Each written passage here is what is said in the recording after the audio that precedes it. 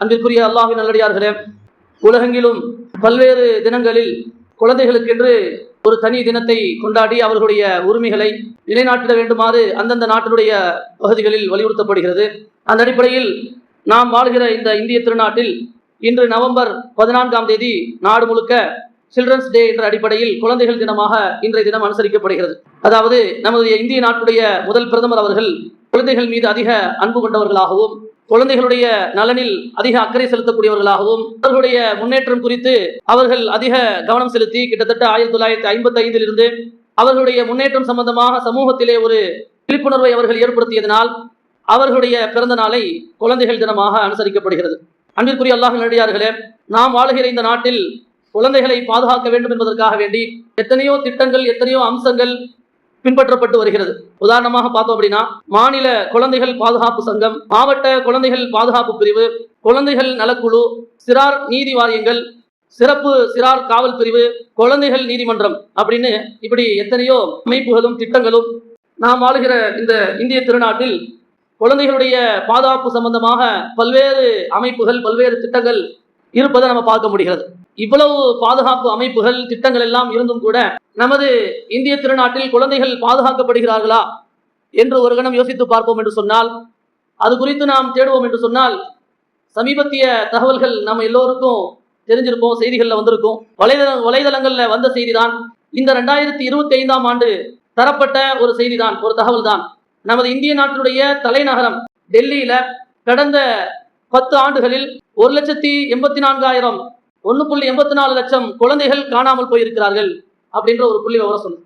அதுல நல்ல ஆழமாக பார்த்தோம் அப்படின்னா, ஒரு வெறுமனே தலைநகர்ல மட்டும் இவ்வளவு பிள்ளைகள் காணாம போயிருக்கிறாங்களா அப்படின்னு பார்த்தா அந்த பிள்ளைகளுடைய நிலைமை என்னாச்சு அப்படின்னு சொல்லி தேடி பார்த்தோம் அப்படின்னா, அதாவது 1,34,33,000 பிள்ளைகள் திரும்ப மீட்டிருக்கிறாங்க.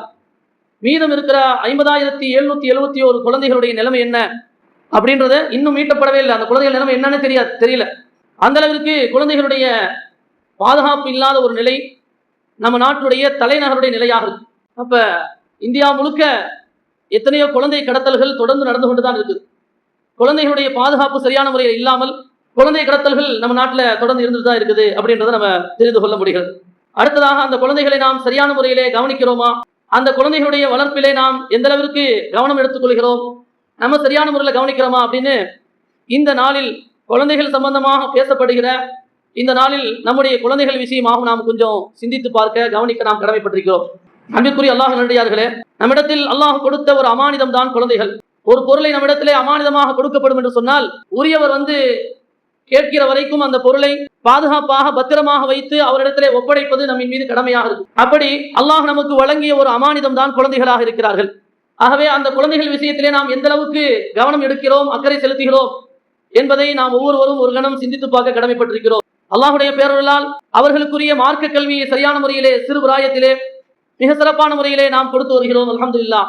ஆசிரியர்களும் ஆசிரியர்களும் பல்வேறு விதமான முறையில் பிள்ளைகளை வழிநடத்தி சென்று அவர்களுடைய ஈமானிய, அவர்களுடைய அமல் ரீதியான, அவர்களுடைய அகலாக்குகள், குணநலன்கள் சம்பந்தமாக இப்படி பல்வேறு நிலைகளில் நிறைய மாற்றங்கள் அல்ஹம்துலில்லாஹ் இந்த தீனியாத்துடைய பாடங்கள் வந்ததற்கு பிறகு நிறைய மாற்றங்கள் பிள்ளைகளுக்கு ஏற்படுத்துங்கள் அல்ஹம்துலில்லாஹ். அதே சமயத்தில் இந்த குழந்தைகள் தினத்திலே அவர்கள் குறித்து நாம் இப்படியும் நாம் யோசிக்க கடமைப்பட்டிருக்கிறோம்.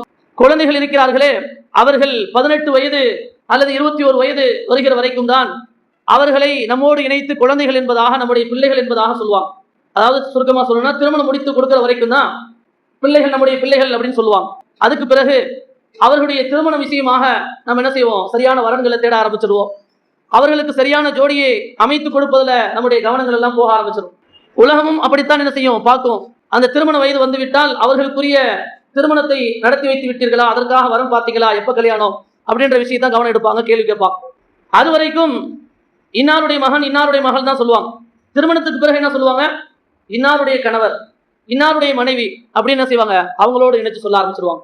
அவங்களுக்கு குழந்தை பிறந்துச்சு அப்படின்னா இந்த குழந்தையுடைய தாய், இந்த குழந்தையுடைய தந்தை அப்படின்னு என்ன செய்வாங்க, அந்த குழந்தையோடு இணைத்து பேச ஆரம்பிச்சிருவாங்க.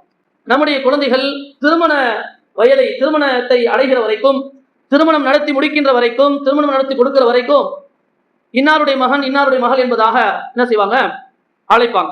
ஆகவே அப்படிப்பட்ட அந்த வயதுல அவர்களை நாம் எந்த அளவிற்கு கவனம் எடுக்கிறோம், நம்முடைய பிள்ளைகள் என்ற அந்த உரிமை இருக்கக்கூடிய அந்த பருவத்திலே அவர்கள் விஷயத்துல நாம் எவ்வளவு கவனம் எடுத்துக்கொள்கிறோம் அப்படின்றது நம்ம ஒவ்வொருத்தரும் சிந்தித்து பார்க்க, யோசித்து பார்க்க கடமைப்பட்டிருக்கிறோம். இஸ்லாமிய கண்ணோட்டத்தில் 3 விதமான பிரிவுகளாக மார்க்க அறிஞர்கள் நமக்கு பிரித்து தருகிறார்கள். 3 பருவ கட்டங்களை அந்த குழந்தைகளுடைய பருவ கட்டங்கள் இருக்குது. முதலாவது 7 வருடம், 2வது 7 வருடம், 3வது 7 வருடம்.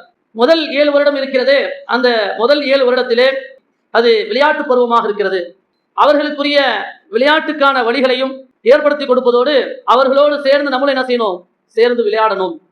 அந்த குழந்தைகளை விளையாடக்கூடிய அந்த பருவத்திலே அவர்களை சரியான முறையிலே விளையாட வைத்தால் அவர்களுடைய உடலும் பலம் பெறுவதோடு அவர்களுடைய மனமும் என்ன உறுதியாகும். மனதுல தேவையில்லாத அந்த மனக்குழப்பங்கள், மன அழுத்தங்கள்லாம் அந்த குழந்தைக்கு வராது என்பதாக ஆய்வுகள் சொல்கிறது. அந்த சிறு வயது பருவத்துல நல்ல முறையில் அவர்களுக்குரிய விளையாட்டுக்கான வழிகளை ஏற்படுத்தி கொடுக்கணும். ஆனா இன்னைக்கு என்ன செய்யறாங்க, பிள்ளைகள் விளையாடுறதுக்கே சரியான முறையில வழிகள் அமைத்து கொடுக்கப்படுவது கிடையாது. அந்த விளையாட வேண்டிய அந்த பருவத்துல அவர்கள் உடல் உழைப்போடு அவர்கள் வேர்வை வருகிற அளவுக்கு விளையாடக்கூடிய ஒரு நிலைகள் ரொம்ப குறைவு. அதிகப்படியாக செல்போன்கள் உட்கார்ந்து அதுல இருக்கிற அந்த கேம்களை என்ன செய்யறாங்க, விளையாடி கொண்டிருக்கிறாங்க. செல்போன்களுடைய அந்த கேம்களை விளையாடுவதனால பிள்ளைகளுடைய உடல் ஆரோக்கியமோ மனது ரீதியான ஆரோக்கியமோ கிடைக்குமானா நிச்சயமா கிடையாது. எல்லோருக்கும் தெளிவா தெரியும், இதுல எந்த விதமான யாருக்கு தெரியாதுன்னு சொல்ல முடியாது. அப்ப அந்த செல்போன்கள் மூலியமாக அதுல விளையாடுவதன் மூலியமாக பிள்ளைகள் ஏற்கனவே படிப்பு அது ரீதியாக நிறைய சுமைகளை சுமந்திருக்கிறாங்க. ஏற்கனவே விளையாடுவதற்கான வழிகள் இல்லாமல், நேரம் இல்லாமல் சுமைகளை சுமந்த நிலைமையில் இருக்கிற அந்த பிள்ளைகள் ஏற்கனவே உள்ள அந்த பாரத்தை தாண்டி அந்த கருவியினுடைய விளையாட்டுகளை பார்த்து பார்த்து கேட்டு கேட்டு அதே நிலைமையில் என்ன செய்யறாங்க, இன்னும் கொஞ்சம் பாரம் அவங்களுக்கு அதிகமாகும். அதன் மூலியமாக அவர்களுக்கு உடல் ரீதியாகவும் மன ரீதியாகவும் எந்த விதமான ஒரு பிரயோஜனங்கள் கண்டிப்பாக ஏற்பட போவது கிடையாது.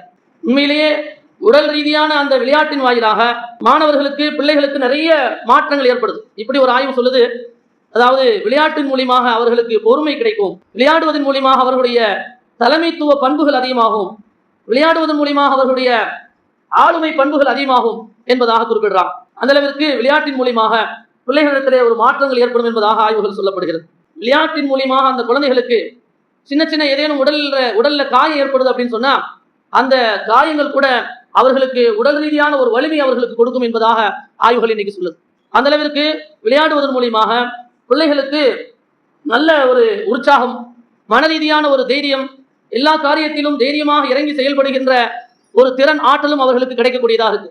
ஆனா அதெல்லாம் விட்டுட்டு அவர்கள் செல்போன்களில் விளையாடுவதன் மூலியமாக அல்லது விளையாட்டை தவிர்த்து கொண்டு அவர்கள் இருப்பதன் வாயிலாக அந்த பருவத்தில் அவர்கள் மன ரீதியான ஒரு அழுத்தத்திற்கு அவர்கள் ஆளாகிறாங்க என்பதாக குறிப்பிடுறாங்க. அன்பிற்குரிய அல்லாஹ் நல்லடியார்களே, மன ரீதியான அழுத்தத்துக்கு எப்ப ஆளாகிறாங்களோ ஒரு கட்டத்துல நாளடைவில் அவர்கள் மனநோயாளிகளாக மாறிவிடுறாங்க என்பதாக குறிப்பிடுறாங்க. பெருமானார் ஸல்லல்லாஹு அலைஹி வஸல்லம் அவர்கள் இந்த ஈருலகத்திற்கும் நேர்வழிக்காக வழிகாட்ட வந்தவர்கள், நன்மைகளுடைய பல்வேறு வழிகளை நமக்கு வழிகாட்டியவர்கள். பெருமானார் ஸல்லல்லாஹு அலைஹி வஸல்லம் அவர்கள் தங்களுடைய வாழ்நாளில் கால்கள் வீங்கும் அளவிற்கு நபி அவர்கள் நின்று வணங்கியவர்கள். அண்ணலம் பெருமானார் ஸல்லல்லாஹு அலைஹி வஸல்லம் அவர்கள் இப்படியெல்லாம் மக்களுக்கு வழிகாட்டியும் தானும் நல் அமல்களை செய்து தன்னை வருத்தி கொண்டு நல் அமல்கள் செய்வதிலே ஈடுபட்ட பெருமானார் ஸல்லல்லாஹு அலைஹி வஸல்லம் அவர்கள் சில நேரங்களில் குழந்தைகளுக்காகவும் நேரம் கொடுத்திருக்கிறாங்க, தன்னுடைய பேர பிள்ளைகளுக்காக நேரம் கொடுத்திருக்கிறாங்க, தன்னோடு வருகிற அந்த குழந்தைகளோடு நபி அவர்கள் நேரம் கொடுத்திருக்கிறாங்க. நபி ஸல்லல்லாஹு அலைஹி வஸல்லம் மதீனாவுக்கு வந்துட்டாங்க, வெளியூர் போயிட்டு வந்துட்டாங்க அப்படின்னா நபி அவர்களுடைய அந்த வாகனத்துல பிள்ளைகளை உட்கார வச்சு நபி ஸல்லல்லாஹு அலைஹி வஸல்லம் உட்கார வச்சு கூட்டு போவாங்க. நபி அவர்கள் மதீனாவுக்கு வந்துட்டாங்க, எல்லா குழந்தைகளும் ஒன்று சேர்ந்துருவாங்க. பெருமானார் ஸல்லல்லாஹு அலைஹி வஸல்லம் அவர்களோடு அந்த குழந்தைகள் இருப்பதற்கு முயற்சிப்பான். இன்னொரு ஹதீஸ்ல வருகிறது, உமர் ரலியல்லாஹு அன்ஹு அவர்கள் ஒரு தடவை வீட்டுக்கு வராங்க. வீட்டுக்கு வரும்போது ஹசன் ஹுசைன் ரலியல்லாஹு அன்ஹு அவர்கள் நபி அவர்களுடைய முதுகுல ஏறி உட்கார்ந்து இருக்கிறாங்க. நபி ஸல்லல்லாஹு அலைஹி வஸல்லம் என்ன செய்றாங்க, அவங்க தன்னுடைய பேர பிள்ளைகளை முதுகுல சுமந்த நிலைமையில வீட்டுல விளையாண்டுட்டு இருக்கிறாங்க. யானை உட்கார மாதிரி, யானை மாதிரி ஏற்க அப்படின்னு எப்படி வீட்டுல அத்தாவோ அல்லது பாட்டனாரோ பிள்ளைகளை பேர பிள்ளையை வச்சுக்கிட்டு விளையாடுவாங்களா இல்லையா, அந்த மாதிரி நபி ஸல்லல்லாஹு அலைஹி வஸல்லம் பேர பிள்ளையை வச்சு விளையாண்டு இருக்கிறாங்க.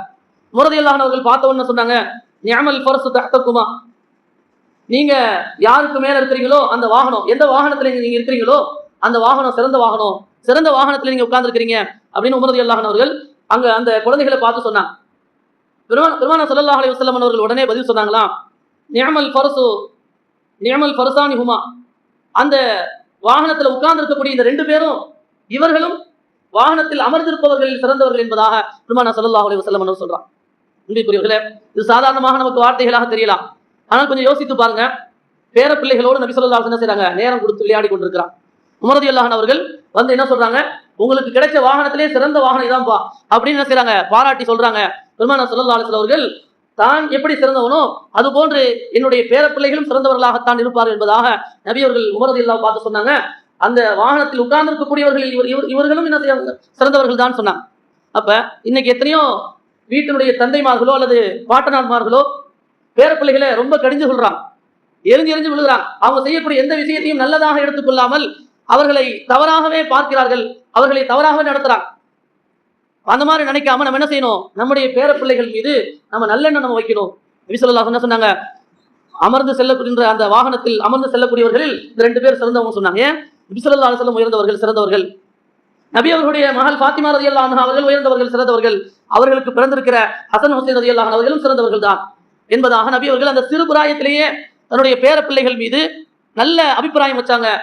அதே மாதிரி நம்ம என்ன செய்யணும், நம்முடைய பிள்ளைகள் மீது, நம்முடைய பேரப்பிள்ளைகள் மீது நல்ல அபிப்பிராயம் வைக்கணும், அவர்கள் மீது நல்ல எண்ணங்கள் வைக்கணும், அவர்களை ஊக்கப்படுத்த வேண்டும், அவர்களை உற்சாகப்படுத்த வேண்டும், அவர்களுக்காக நாம் நேரம் ஒதுக்க வேண்டும், அவர்களுக்காக வேண்டி நாம் துஆ செய்ய வேண்டும். இப்படி நம்மால் முடிந்த அளவிற்கு நம்முடைய பிள்ளைகளிடத்திலே எந்த அளவிற்கு நாம் நேரம் கொடுப்பதை, துஆ செய்வதை நாம் தவிர்த்து விட்டோமோ, நமக்கு இயலாமல் ஆகிவிட்டதோ, அதற்கான சந்தர்ப்பங்கள் கிடைக்காமல் ஆகிவிட்டதோ, அதையெல்லாம் நம்முடைய பேர பிள்ளைகளிடத்திலே நாம் என்ன செய்ய வேண்டும், நேரங்களை கொடுக்க வேண்டும், அவர்களுக்காக அர்ப்பணிக்க வேண்டும், அவர்களுக்காக துஆ செய்ய வேண்டும். ஏனென்று சொன்னால் நம்முடைய காலத்திலே வாழ்ந்த நம்முடைய பிள்ளைகளை விட நம்முடைய பேர பிள்ளைகளுடைய எதிர்காலம் எப்படிப்பட்ட நிலையில் இருக்கும் என்பது தெரியாது.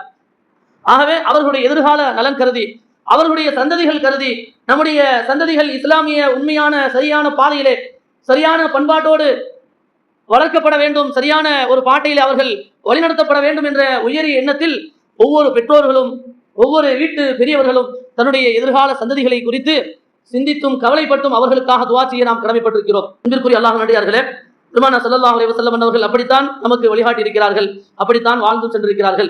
ஆகவே அந்த குழந்தைகள் விஷயத்திலே 7 வயது வரைக்கும் உள்ள அந்த காலகட்டத்தில் அவர்களோடு என்ன செய்யணும், விளையாடுவதில் கவனம் செலுத்தணும், அவர்களுக்கு விளையாட்டுக்கான வழிகளை ஏற்படுத்தி கொடுக்கணும். அதற்கு அடுத்த பருவம் இருக்கிறது, வஅதபஹு சபஅன், அடுத்த 7 வருட காலம் இருக்கிறது. அந்த 7 வருட காலத்திலே அவர்களை ஒழுக்கம் கற்பிப்பதிலே, அவர்களுக்கு நற்குண போதனைகளை சொல்வதிலே, அவர்களை சரியான முறையிலே வழிநடத்துவதிலே அவர்கள் நாம் என்ன செய்யணும், கவனம் எடுக்க வேண்டும். அவர்களுக்கு சரியான முறையிலே நம்முடைய குடும்ப பாரம்பரியங்களை, அவர்களுக்கு இஸ்லாமிய பண்பாடுகளை நாம் எடுத்து சொல்லி அவர்களை நாம் வழிநடத்துவதற்கு வழிகாட்டுவதற்கு நாம் கடமைப்பட்டிருக்கிறோம். அதற்கு அடுத்ததாக 3வது பருவம் இருக்கிறது, வஅஹாஹு சபஅன், அடுத்த 3வது 7லே அவர்களோடு நம்ம சகோதரனாக, ஒரு தோழனாக நம்ம என்ன செய்யணும், நண்பனாக நம்ம என்ன ஆயிடணும், நண்பனை போல என்ன ஆயிடும், அந்த பிள்ளைகள் இடத்துல நம்ம ஆயிடணும் என்பதாக சொல்றான். பிரியவர்களே, பொதுவாக ஒரு மனுஷன் யார்கிட்ட நெருக்கமாக இருப்பான் அப்படின்னா தன்னுடைய நண்பர்கிட்ட நெருக்கமாக இருப்பான், தன்னுடைய எல்லா விஷயங்களும் நண்பன் இடத்துல என்ன செய்வான், பகிர்ந்து கொள்வான். 3வது பருவ காலம் இருக்கிறது, 14 வயதிலிருந்து 21 வயது வரைக்குள்ள அந்த பருவ காலத்திலே பெற்றோர்கள் தன்னுடைய பிள்ளைகளிடத்திலே நண்பரை போன்று அவர்களோடு நெருக்கமாக இருக்கணும். அப்பதான் எல்லா நல்ல விஷயங்களும் பிள்ளைகள் என்ன செய்வாங்க, தன்னுடைய பெற்றோர்கள்ட்ட வந்து பகிர்ந்து கொள்வான். அன்பிற்குரிய அல்லாஹ்வின் நல்லடியார்களே, 14 வயசை எப்ப பிள்ளைகள் கடந்து போயிட்டாங்களோ நிறைய பிரச்சனைகளை, பல்வேறு விதமான சவால்களை சந்திக்கக்கூடியவர்களாக ஆயிடுவாங்க. எனவே அப்படிப்பட்ட பருவத்தில் அவர்கள் பல்வேறு நிலைகளில் அவர்கள் யோசித்து அவர்கள் செயல்படுவதற்கு இந்த 3 பருவ காலங்களில் நாம் எப்படி அந்த பிள்ளைகளோடு நடந்து கொண்டோமோ அது அவர்களுக்கு வழிகாட்டக்கூடியதாக இருக்கும். இந்த 3 பருவ காலங்களில், சிறு வயது அந்த பருவ காலங்களில் நம்முடைய பிள்ளை என்ற அந்தஸ்தில் இருக்கக்கூடிய அந்த காலகட்டத்தில் நாம் சரியான முறையிலே நடந்து கொள்ளவில்லை என்று சொன்னால், யாருடைய அந்த சிறு வயது பருவகாலம் ஒரு மோசமானதாக இருக்குமோ அவருடைய வாழ்க்கையில 13 வகையான மனநல பிரச்சனைகள் அவருடைய வாழ்க்கையில ஏற்படும் என்பதாக இன்றைக்கு கண்டறியப்பட்டிருக்கு. அதாவது ஒரு சில விஷயங்கள் குறிப்பிடுறாங்க. தீவிரமான ஒரு மன அழுத்தம் அவர்களிடத்துல வந்துடும். 2வதாக அதீதமான கோபம் அவர்களிடத்துல அதிகமா இருக்கும். 3வதாக யார்த்தையும் அவர்கள் பழக முடியாத அளவுக்கு தன்மையில் அவர்கள் இருப்பாங்க. 4வதாக எப்போ பார்த்தாலும் அவர்கள் பதற்றமான நிலைமையில் இருப்பாங்க. 5வதாக அவர்களுடைய மனநிலைகள் ஒரு நிலைக்கு ஒரே நிலையில் இருக்காம மாறிட்டே இருக்கும் அப்படின்ற மாதிரி குறிப்பிடுறாங்க. இது மாதிரி மோசமான நிலைமைகள் எல்லாம் குழந்தைகளிடத்துல வருவதற்கு என்ன காரணம் அப்படின்னா அவர்களுடைய பெற்றோர்கள் தான் முதல் காரணமாக இருக்கிறாங்க. பெற்றோர்கள் அந்த சிறு வயது அந்த பருவத்திலே பிள்ளைகளிடத்திலே முறையாக அவர்கள் சரியான முறையிலே வளர்க்கிற பருவத்திலே முறையாக அந்த பிள்ளைகளிடத்திலே நடந்து கொள்ளாமல் அவர்களை கண்டுகொள்ளாமல் விட்டதனுடைய விளைவுதான் ஒரு கட்டத்திலே அந்த பிள்ளைகள் பல்வேறு விதமான மனநிலை பாதிக்கப்படுகின்ற ஒரு நிலைக்கு தள்ளப்படுகிறார் என்பதாக குறிப்பிடுறார்.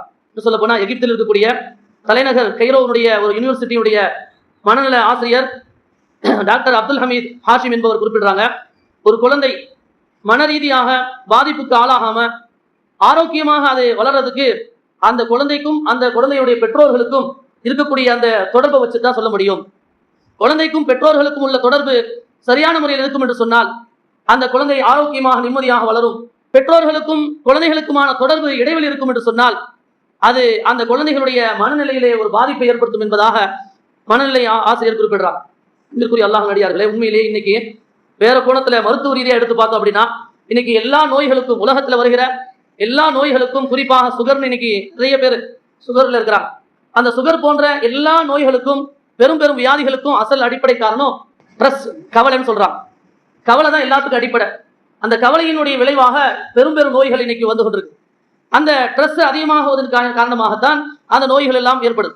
இன்னைக்கு மருத்துவ ரீதியாக உலக சுகாதார மையம் கூட அதிகமாக விற்பனையாகிற மருந்துகளில் 2வது இடத்துல இந்த ஸ்ட்ரெஸ் சம்பந்தமான மருந்துகள் தான் அதிகமாக விற்பனை ஆகுது அப்படின்னு செய்றாங்க. உலக அளவுல உள்ள மருத்துவ ஆய்வகம் சொல்லுது. அப்ப அந்த அளவிற்கு இன்னைக்கு மனிதர்கள் ஸ்ட்ரெஸ்ல அதிகமாக மூழ்கி கொண்டிருக்கிறாங்க. அதிகமான கவலையில ஆழ்ந்தவர்களாக, கவலைக்கு உட்பட்டவர்களாக இன்னைக்கு மனித சமுதாயம் மாறிக்கொண்டிருக்கு. இதற்கெல்லாம் அடிப்படை காரணம் அவருடைய பெற்றோர்கள். நபி ஸல்லல்லாஹு அலைஹி வஸல்லம் ஆரம்பத்திலே சொன்னாங்களே இல்லையா, ஒவ்வொரு குழந்தையும் குல்லு மௌலூதின் யூலது அலா ஃபித்ரத்தில் இஸ்லாம், ஒவ்வொரு குழந்தையும் இஸ்லாமிய அடிப்படையில் இயற்கையில் தான் பிறக்குது. அபவாஹு யுஹபிதானிஹி வ யுனஸ்ஸிரானிஹி வ யுமஜ்ஜிசானிஹி, பெற்றோர்கள் தான் யூதர்களாக, கிறிஸ்தவர்களாக, நெருப்பு வணங்கிகளாக மாற்றி விடுகிறார் என்பதாக பெருமானார் ஸல்லல்லாஹு அலைஹி சொன்னாங்களா இல்லையா. அப்ப பெற்றோர்கள் சிறு வயதிலிருந்து அந்த குழந்தையை சுமக்கின்ற அந்த தாய் சரியான முறையிலே அந்த குழந்தையை சரியான பருவத்திலே சுமந்தா அந்த குழந்தைக்கு எந்த கவலைகளும் இல்லாம நல்ல முறையில் வளரும் சொல்றான். தாய் மடிதான் முதல் மதரசா, தாய் மடிதான் முதல் கல்விக்கூடம். தாய் மடியில் இருக்கிற போது அந்த தாய் எந்த விதமான கவலை இல்லாமல் அந்த தாய் இருக்கணும் அப்படின்னு சொல்லிட்டு தாய் மீது பழியை சுமத்திட்டு தந்தை ஒதுங்கிடக்கூடாது. அந்த தாய்க்குரிய உரிமைகளை, தாய்க்குரிய சத்தான பொருட்களை வாங்கி கொடுப்பது கணவனுடைய பொறுப்பா இருக்கு. அந்த குழந்தைக்கு தேவையான ஊட்டச்சத்துக்களை, அந்த குழந்தைக்கு தேவையான விஷயங்களை தாய் கொடுப்பதற்கு தந்தை சரியான முறையில் கவனம் செலுத்தணும். இப்படி எல்லா விதத்திலும் குழந்தை பருவத்திலிருந்தே தாய் தந்தையர்கள் அந்த குழந்தைகளை முறையாக வளர்த்தெடுப்பார்கள் என்று சொன்னால் அந்த குழந்தைகளுடைய எதிர்காலம் மிகச் சிறப்பாக இருக்கும் என்பதிலே எந்த விதமான சந்தேகம் கிடையாது. அன்பிற்குரிய அல்லாஹ் நல்லடியார்களே, இந்த ஸ்ட்ரெஸ் உருவாகுவதற்கு என்ன காரணம் அப்படின்னு பார்த்தோம் அப்படின்னா, ஒரு மனுஷன் எந்த ஒரு பிரச்சனையில ஈடுபடுறானோ, ஒரு மனுஷனுக்கு ஒரு பிரச்சனை வருது அப்படின்னா அந்த பிரச்சனை சம்பந்தமான அறிவு அவனுக்கு இல்லாதன் காரணமாகத்தான் அந்த ஸ்ட்ரெஸ் ஒரு மனுஷனுக்கு அதிகமாகுது என்பதாக அறிஞர்கள் குறிப்பிடுறாங்க. இந்த ஸ்ட்ரெஸ்ல இருந்து வெளியாகுவதற்கு என்ன காரணம்? கடந்த கால நிலைமைகளை நினைச்சு கவலைப்படுறது, எதிர்கால நிலைகளை நினைச்சு கவலைப்படுறது. இது ரெண்டையும் நினைச்சு வாழ்ந்து கொண்டிருக்கக்கூடிய இந்த வாழ்நாள, இந்த அழகிய இந்த வாழ்க்கையை என்ன செய்யறாங்க? கைவிட்டுறாங்க. பெருமானார் ஸல்லல்லாஹு அலைஹி சொன்னாங்க, குன் ஃபித் துன்யா கஅன்னக கரீபுன், நீ இந்த உலகத்திலே ஒரு அந்நியனை போல், ஒரு அந்நிய நாட்டில் வாழ்கிறவனை போல் நீ வாழு. அவ் ஆபிதி சபீலின், அல்லது ஒரு வழிபோக்கனை போல் வாழு அப்படின்னு சொன்னாங்க. இந்த 2 பேர் எப்படி இருப்பாங்க? அந்நிய நாட்டில் வாழ்றவங்க சுதந்திரமா வாழ முடியுமா? அவங்க சந்தோஷமாக சுகபோகமாக தான் விரும்பியதெல்லாம் செய்யணும்னு நினைக்க முடியுமா? நினைக்க முடியாது. அதே மாதிரி ஒரு வழிபோக்கன் எல்லா சுகபோகத்தை அனுபவிக்க நினைக்க மாட்டான். அது மாதிரி இந்த 2 வகையினர்கள் எப்படி வாழ்ந்தார்களோ அது போன்று வாழுங்கள் என்பதாக பெருமானார் ஸல்லல்லாஹு அலைஹி வஸல்லம் அவர்கள் சொல்லி, இந்த உலக வாழ்க்கை நிரந்தரம் அல்ல, மறு உலக பயணத்தில் நாம் செல்கிற வழியில் செல்கிற ஒரு வழிபோக்கர்களாக நாம் இந்த உலகத்தில் இருக்கிறோம் என்பதை பெருமானார் ஸல்லல்லாஹு அலைஹி வஸல்லம் அழகாக சொல்லியிருக்கிறார்கள். ஆகவே இந்த ஹதீஸிற்கு ஏற்றவாறு நம்முடைய வாழ்க்கையை நாம் அமைத்துக் கொண்டு மன நிம்மதியோடு வாழ்வதற்கு நாம் முயற்சிப்பதோடு நம்முடைய குழந்தைகளையும் மன நிம்மதியுடையவர்களாக நாம் வளர்த்தெடுப்போம். அல்லாஹ் ரப்பல் ஆலமீன் தௌஃபீக் செய்து தருவானாக. மன நிம்மதியோடு அல்லாஹ் ரப்பல் ஆலமீன் ஈருலகிலும் வாழ்கிற நற்பாக்கியத்தை நம் அனைவருக்கும் தருவானாக.